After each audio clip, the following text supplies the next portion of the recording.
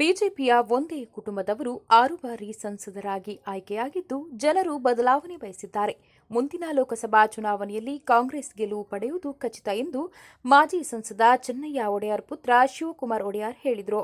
ದಾವಣಗೆರೆ ಜಿಲ್ಲೆಯ ಜಗಳೂರು ಪಟ್ಟಣದ ಪತ್ರಿಕಾ ಭವನದಲ್ಲಿ ಸುದ್ದಿಗೋಷ್ಠಿಯಲ್ಲಿ ಮಾತನಾಡಿದ ಅವರು, ದಾವಣಗೆರೆ ಲೋಕಸಭಾ ಚುನಾವಣೆಗೆ ಕಾಂಗ್ರೆಸ್ ಟಿಕೆಟ್ ಆಕಾಂಕ್ಷಿಯಾಗಿದ್ದೇನೆ. ಸಿವಿಲ್ ಇಂಜಿನಿಯರ್ ಆಗಿ ಕಾರ್ಯನಿರ್ವಹಿಸಿ ನಿವೃತ್ತಿಯಾಗಿದ್ದೇನೆ. ಇನ್ನು ನಮ್ಮ ತಂದೆಯವರು 2 ಬಾರಿ ವಿಧಾನ ಪರಿಷತ್ ಸದಸ್ಯರಾಗಿ, ಲೋಕಸಭಾ ಸದಸ್ಯರಾಗಿ ಆಯ್ಕೆಯಾಗಿ 60 ವರ್ಷಗಳ ಕಾಲ ರಾಜಕೀಯ ಕ್ಷೇತ್ರದಲ್ಲಿ ಏಳು ಬೀಳುಗಳನ್ನು ಕಂಡು ನಿಸ್ವಾರ್ಥವಾಗಿ ಸೇವೆ ಸಲ್ಲಿಸಿ ಅನೇಕ ಅಭಿವೃದ್ಧಿ ಕಾರ್ಯಗಳನ್ನು ಮಾಡಿದ್ದಾರೆ ಎಂದು ಹೇಳಿದರು. 2021 ಮಾರ್ಚಲ್ಲಿ ಎಕ್ಸಿಕ್ಯೂಟಿವ್ ಇಂಜಿನಿಯರ್ ಆಗಿ PWನಲ್ಲಿ ರಿಟೈರ್ಡ್ ಆದೆ. ಚೆನ್ನಯ್ಯ ಒಡೆಯರ್ ಅವರ ಕೊನೆಯ ಪುತ್ರ ನಾನು ಶಿವಕುಮಾರ್ ಒಡೆಯರ್.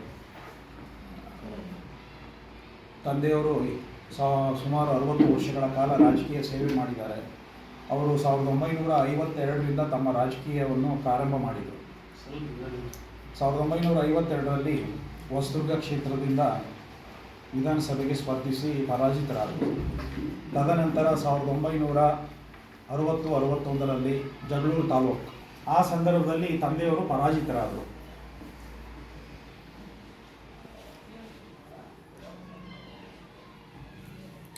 ತದನಂತರ 1960-61ರಲ್ಲಿ